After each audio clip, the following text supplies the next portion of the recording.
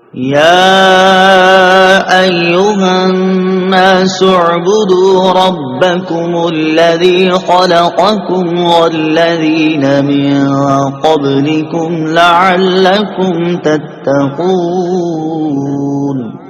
ترجمہ: اے لوگو، اپنے رب کی عبادت کرو جس نے تمہیں اور تم سے پہلے لوگوں کو پیدا کیا، یہ امید کرتے ہوئے عبادت کرو کہ تمہیں پرہیزگاری مل جائے۔ یا ایہا الناس، اے لوگو، تفسیر صراط الجنان میں ہے۔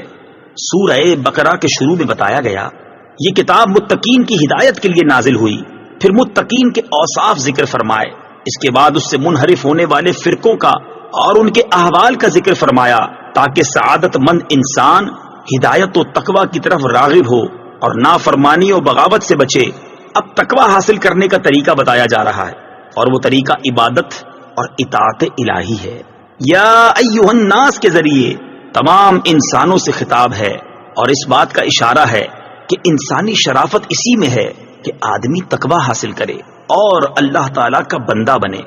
عبادت کی تعریف: عبادت اس انتہائی تعظیم کا نام ہے جو بندہ اپنی عبدیت یعنی بندہ ہونے اور معبود کی الوہیت یعنی معبود ہونے کے اعتقاد اور اعتراف کے ساتھ بجا لائے۔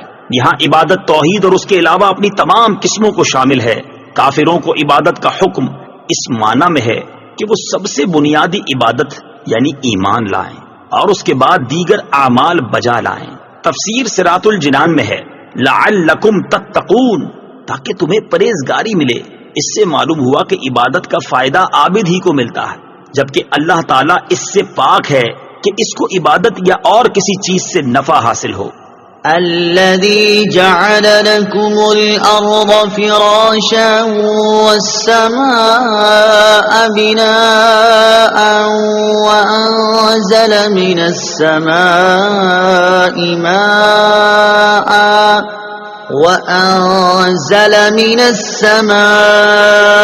ماء فأخرج به من الثمرات رزقا لكم فلا تجعلوا لله أندادا وأنتم تعلمون۔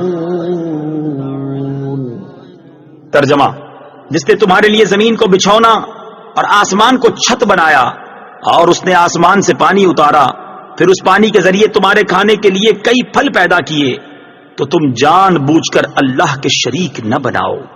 الذي جعل لكم الأرض فراشا والسماء بناء، جس نے تمہارے لیے زمین کو بچھونا اور آسمان کو چھت بنایا۔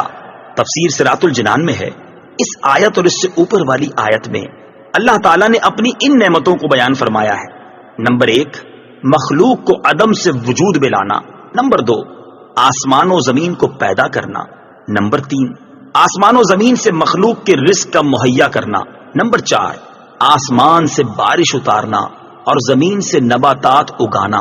جب آدمی کی زندگی کا ایک ایک لمحہ اور ایک ایک پل اللہ تعالیٰ کی نعمتوں میں ڈوبا ہوا ہے تو اس مالک حقیقی کو چھوڑ کر کسی اور کا عبادت گزار بننا کس قدر ناشکری ہے۔